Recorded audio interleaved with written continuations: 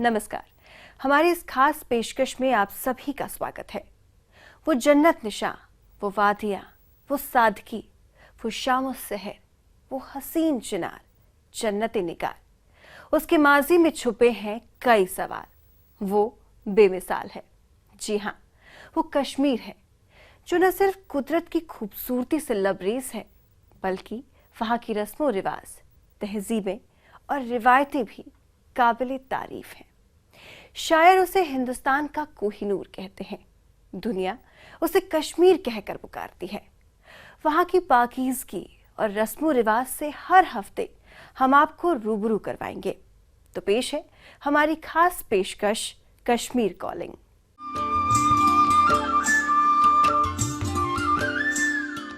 कश्मीर के कई पहलू आप देख चुके हैं। कभी सन्नाटे में डूबी हुई, कभी दहशत से उबी हुई, तो कभी जिंदगी को आवाज देती हुई।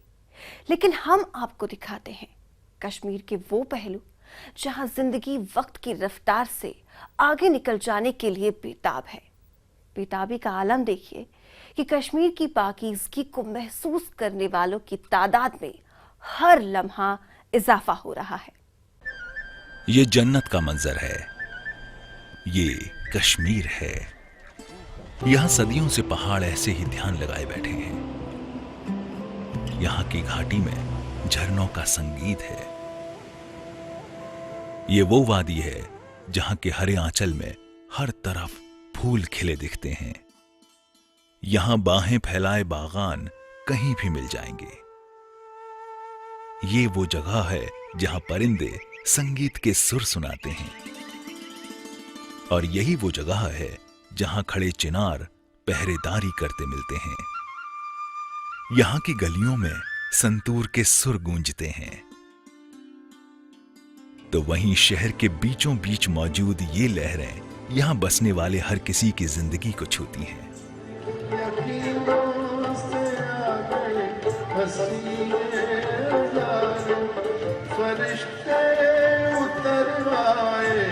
जैसे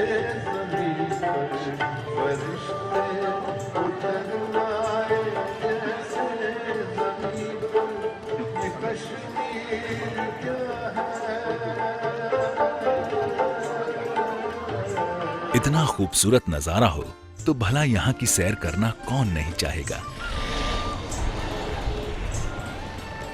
जी हां, कश्मीर में लगातार बढ़ रही सैलानियों की तादाद, डल झील के सीने पर चलते शिकारे न सिर्फ सैलानियों के लिए खास हैं, बल्कि इससे यहां के हजारों लोगों की जिंदगी भी चलती है। शहर के बीच में होते हुए भी इस झील की अपनी अलग दुनिया है, जो किसी शहर से कम नहीं। इस तैरती दुनिया में आप जिधर भी नजर घुमाएंगे, सैलानियों का हुजूम ही नजर आएगा, क्योंकि यहां हर कोई अपनी यादें इस झील से जोड़े रखना चाहता है। हर कोई इन खूबसूरत लम्हों को अपने जहन में कैद कर लेना चाहता है। बेशक बीते साल यहां कम तादाद में सैलानी पहुंचे, लेकिन इस बार पिछले साल के मुकाबले दोगुनी तादाद में यहां सैलानी पहुंच चुके हैं। मिले आंकड़ों के मुताबिक पिछले साल फरवरी में तकरीबन 17,000 सैलानी ही यहां पहुंचे थे, लेकिन इस बार अभी तक 50,000 से ज्यादा सैलानी यहां पहुंच चुके हैं। सैलानियों की बढ़ती तादाद को देखते हुए पर्यटन के कारोबार से जुड़े लोगों को उम्मीद है कि इस बार का सीजन बम्पर रहेगा। इस साल जैन फेब में रिस्पांस अच्छा रहा। पिछले साल से टूरिस्ट भी काफ़ी आए, और आगे जो हमारी मार्च, अप्रैल में और आने वाले सीज़न की बुकिंग्स हैं वो काफ़ी प्रॉमिसिंग और काफ़ी ज़्यादा है कंपेयर टू लास्ट ईयर। वैसे तो ज्यादातर सैलानी बसंत के मौसम में ही कश्मीर पहुंचते हैं, क्योंकि इस मौसम में हर तरफ फूलों की बहार से यहाँ की खूबसूरती और बढ़ जाती है। यहाँ के ट्यूलिप के बाग का दीदार कर सैलानी जिंदगी के हर गम को भूल जाते हैं। लेकिन अब पर्यटन विभाग यहाँ हर मौसम में सैलानियों को आकर्षित करने की कोशिश में जुटा है। तो हमारी कोशिश ये है कि कश्मीर को प्रमोट करें एज ऑल वेदर डेस्टिनेशन, क्योंकि यूजुअली जो है हम कश्मीर को तो सब जानते हैं, लेकिन यूजुअली कश्मीर का टूरिज़्म जो है वो शायद ज़्यादा पॉपुलर है नेशनली स्प्रिंग के हवाले से या समर के हवाले से। कश्मीर की खूबसूरत फिजा को चंद अल्फाज में बयां करना शायद बेहद मुश्किल है। यहाँ की हसीन वादियों को देखकर हर किसी को बस यही लगता है मानो ये अपने पास बुला रही हो, क्योंकि ये जन्नत का नजारा है। Shabir, ETV news, Kashmir. इस धरती पर कहीं अगर जन्नत है तो बस यही है, यही है, यही है। और इस जन्नत का एक खूबसूरत हिस्सा है गुलमर्ग। बर्फ की चादर से ढके गुलमर्ग के पहाड़ दुनिया भर में स्कीइंग के लिए मशहूर हैं, जहां बड़ी तादाद में इस बार न सिर्फ देसी बल्कि विदेशी सैलानी और पेशेवर स्कायर्स पहुंच रहे हैं। बर्फ की सफेद चादर से ढके पहाड़ और बर्फ में धंसे चिनार के दरख्त, ये खूबसूरत नजारा गुलमर्ग का है। इस घाटी पर मानो खुद कुदरत निसार हो गई हो। गुलमर्ग का ये हसीन नजारा सैलानियों की आंखों को गुलजार कर रहा है। यहाँ पहाड़ और सूरज के बीच छुपा छुपी का खेल ऐसा जैसे कोई कलाकार अपने कैनवास पर खूबसूरत पेंटिंग उकेर रहा हो। इन खूबसूरत नजारों को देखने काफी तादाद में सैलानी गुलमर्ग पहुंच रहे हैं।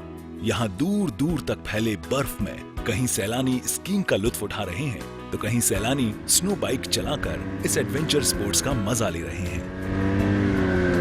The most exciting event is this bike ride, and I've taken K3. K3 is like, I think so, the third level of distance in this bike sport, and I've completed K2.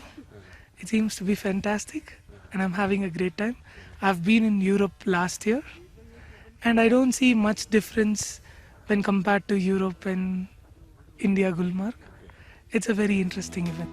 Skiing सीखने के लिए गुलमर्ग मुफीद जगह है। यहाँ skiing की training के साथ इंटरनेशनल स्कायर्स के लिए काफी सुविधा भी मुहैया कराई जाती हैं। बर्फीले तूफान से स्कीइंग करते वक्त यहाँ किसी तरह का हादसा न हो जाए, इसके लिए टूरिज्म डिपार्टमेंट की ओर से सुरक्षा अधिकारी भी तैनात किए गए हैं। We're starting a large grooming program here now, which will allow beginners to experts to ski here with instructors and guides as well, for people to get the right knowledge to do it properly. यहाँ सैलानियों के लिए कई बेहतरीन hotel हैं, जिसमें हर तबके के सैलानियों के लिए अलग अलग तरह के होटल में ठहरने की सुविधा मौजूद है। चूंकि यहाँ हाल ही में बर्फबारी हुई है, जिससे सैलानियों की तादाद में काफी इजाफा हुआ है। वहीं प्रदेश सरकार की ओर से दुनिया भर में मशहूर इस स्की रिजॉर्ट में आने वाले सैलानियों की सुविधा के लिए बुनियादी ढांचे में और अधिक सुधार लाए जाने का उपाय किया जा रहा है। जो रिसेंट बर्फबारी हो गई, इससे यहाँ पे प्रो में काफ़ी इंक्रीज हो गया है। इस वक्त आपने देखा होगा 150 to 170 फॉरेन स्कीयर्स इस वक्त इस हमारे स्की रिजॉर्ट में स्कीइंग कर रहे हैं। गुलमर्ग में भी वर्ल्ड क्लास एकोमोडेशन अब यहाँ पे क्रिएट हो गई है। 5 स्टार एकोमोडेशन भी है, मीडियम रेंज के भी है। गवर्नमेंट की बड़ी कोशिश है कि यहाँ पे जो ये गुलमर्ग वर्ल्ड में माना जाता है the best ski resort, the highest cable car of the world हो। गुलमर्ग के खूबसूरत नजारे का लुत्फ उठाने बीते साल के मुकाबले दोगुनी तादाद में सैलानी पहुंच रहे हैं। ऐसे में हर किसी को उम्मीद है कि आने वाले वक्त में भी गुलमर्ग यूं ही सैलानियों में गुलजार रहेगा। सज्जाद अहम, ईटीवी न्यूज़, गुलमर्ग। गुलमर्ग का खूबसूरत नजारा दिखाने के बाद फिलहाल वक्त है एक छोटे से ब्रेक का, लेकिन कहीं मत जाइएगा, क्योंकि ब्रेक के बाद हम आपको बताएंगे एक ऐसी खातून के बारे में जिसने अपने दम पर अपने ख्वाबों को हकीकत की शक्ल देकर मिसाल कायम की है।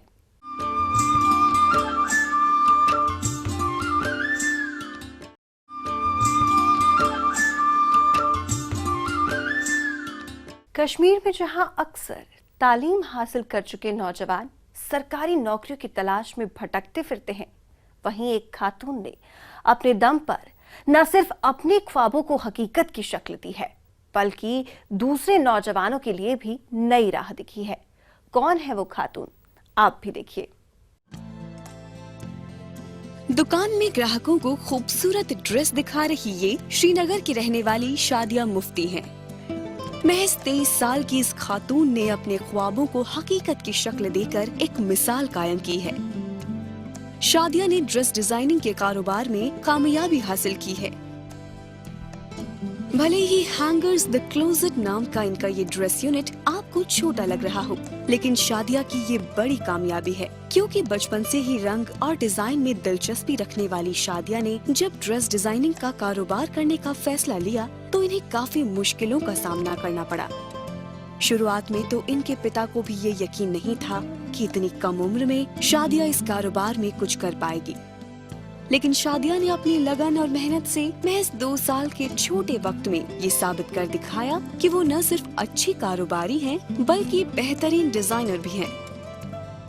बिजनेस मैनेजमेंट में ग्रेजुएट शादिया के ड्रेस डिजाइन करने की खासियत ये है कि इन्होंने कश्मीर के रिवायती नक्श निगारी को मॉडर्न डिजाइन के साथ मिलाकर खूबसूरत ड्रेस तैयार किए हैं, जिनके खरीदार सिर्फ कश्मीर में नहीं बल्कि विदेशों में भी हैं। तभी तो फेमिना जैसे इंटरनेशनल मैगजीन में शादिया की हुनर और लगन की तारीफ की गई है।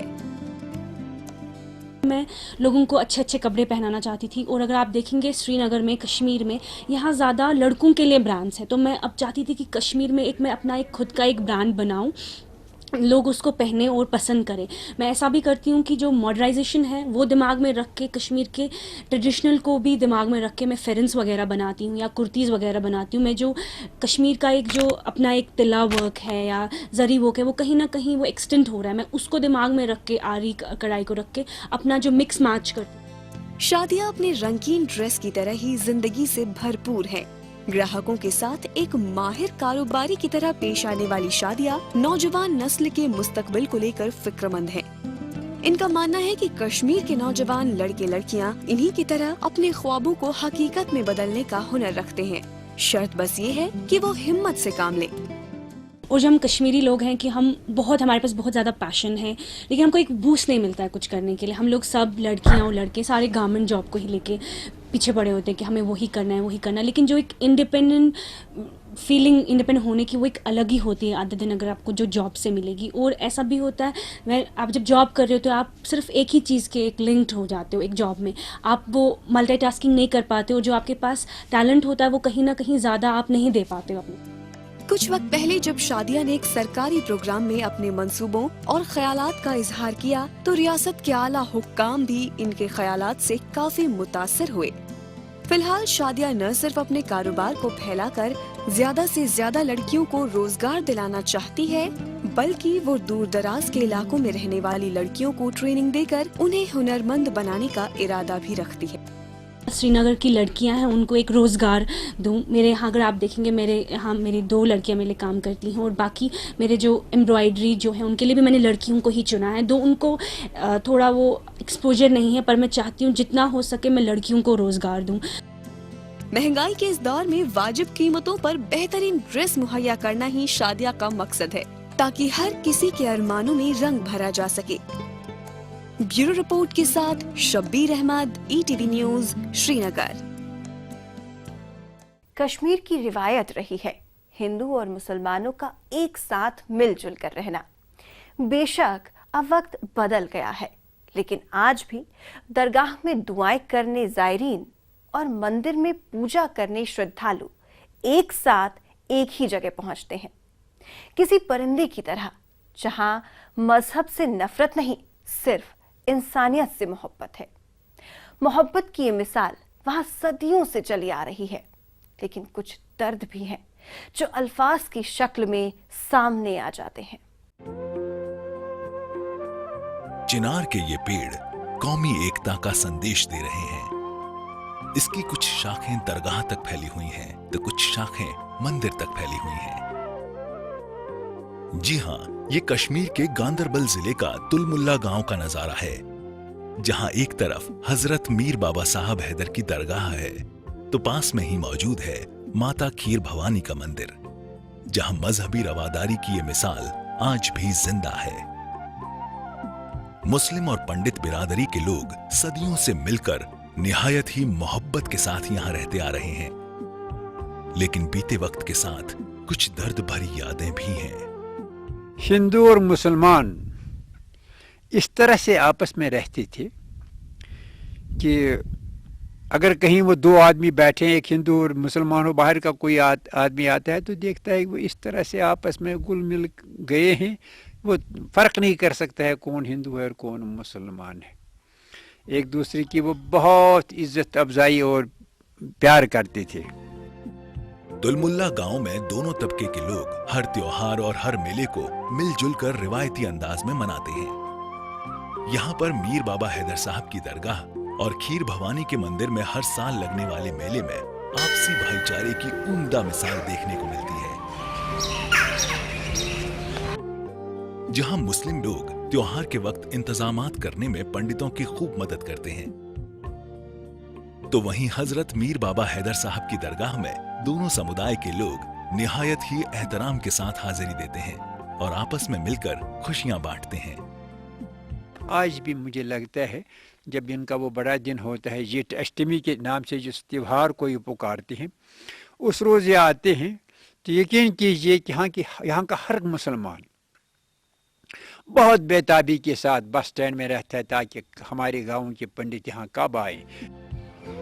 खीर भवानी मंदिर में लगने वाले मेले के मौके पर मुल्क के मुख्तलिफ हिस्सों से कश्मीरी पंडित इसमें शिरकत करने पहुंचते हैं। यहाँ प्रवासी पंडित जब मेले के मौके पर अपने इस गांव में पहुंचते हैं तो यहाँ के लोगों की खुशी का कोई ठिकाना नहीं रहता। इस मौके पर निहायती जज्बाती नजारा देखने को मिलता है। लोग एक दूसरे से गले मिलकर बचपन के हसीन पलों को याद कर अश्कबार हो जाते हैं, बेचैन हो जाते हैं जब वो दिन याद आए। अमन और सुकून के साथ रहते थे। सुकून ही एक सबसे बड़ी दौलत है, जो जिसके हाथ आए तो फिर उसको दुनिया में और किसी चीज को हासिल करने की जरूरत नहीं होती। इसमें कोई शक नहीं कि कश्मीरी पंडित अपनी मिट्टी को आज भी याद करते हैं। ऐसे में उम्मीद है कि हुकूमत कश्मीरी पंडितों को फिर बसाने के लिए ठोस इंतजामात करने के लिए कदम उठाएगी। शायद तभी दशकों पहले अपनी माटी को छोड़कर जाने वाले कश्मीरी पंडित अपने घरों को वापस लौट पाएंगे।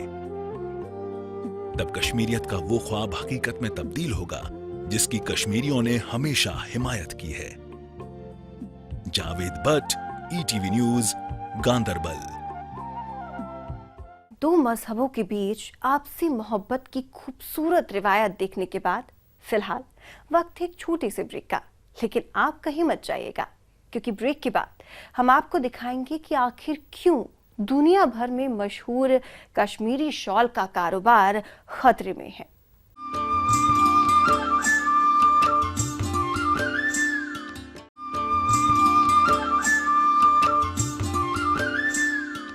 कश्मीर में हुनरमंद कारीगरों के हाथों से बुने गए बेहतरीन क्वालिटी के शॉल दुनिया भर में मशहूर हैं, लेकिन कश्मीरी शॉल का कारोबार अब खतरे में है क्योंकि चंद खुदगर्ज लोग इस कारोबार को कर देना चाहते हैं नेस्त नाबूद। आखिर कैसे, देखिए और रहिए ऐसे मक्कारों से खबरदार। करगे पर बुना जा रहा ये खूबसूरत शॉल हुनरमंद कारीगर के हाथों से तैयार किया जा रहा है।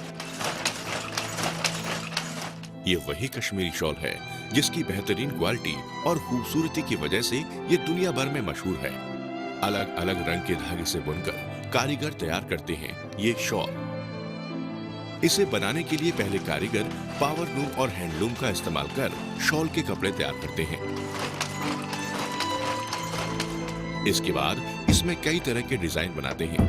इनमें कानी शॉल और तील्हा शॉल काफी मशहूर है, लेकिन अफसोस इन खूबसूरत कश्मीरी शॉलों का कारोबार खतरे में है क्योंकि कई खुदगर्ज लोग मशीन से बने शॉल को कश्मीरी शॉल का नाम देकर बेच रहे हैं।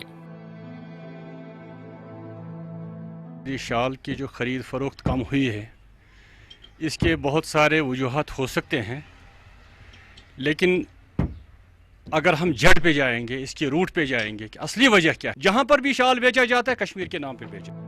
कश्मीरी शॉल बनाने वाले कारीगर को मशीन से बने शॉल को यहाँ बेचे जाने से परेशानी नहीं है। इन्हें परेशानी तो बस इस बात से है कि मशीन से बने शॉल को मूल कश्मीरी शॉल के नाम पर ना बेचा जाए, क्योंकि इससे न सिर्फ इनके रोजगार पर इसका बुरा असर पड़ रहा है बल्कि कश्मीरी शॉल की पहचान भी मिट रही है। मशीन से बने शॉल के मुकाबले कश्मीरी शॉल को तैयार करने में कारीगरों को काफी मेहनत करनी पड़ती है, तब जाकर कहीं तैयार होता है ये खूबसूरत कश्मीरी शॉल। पर हालात ये है कि दूसरे प्रदेश के मशीन से बने शॉल को कश्मीरी शॉल का नाम देकर कई लोग यहाँ उसे धड़ल्ले से बेच रहे हैं।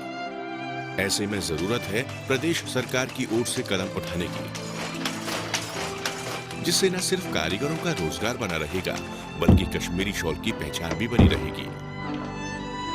Ramesh Ambardar, ETV news, Kashmir. शायद ऐसे ही लोगों से वादियों की फिजा को बचाए रखने की खातिर किसी शायर ने ये लफ्ज कहे थे कि फरिश्ते ढाक लो रूहों की चादर से इसे, वरना फिजा की सांस छू छू कर कहीं मैला न कर डाले। कश्मीर कॉलिंग की इस खास पेशकश में आज के लिए बस इतना ही। मुझे दीजिए इजाजत, लेकिन देश और दुनिया की तमाम खबरों के लिए आप देखते रहिए ETV न्यूज।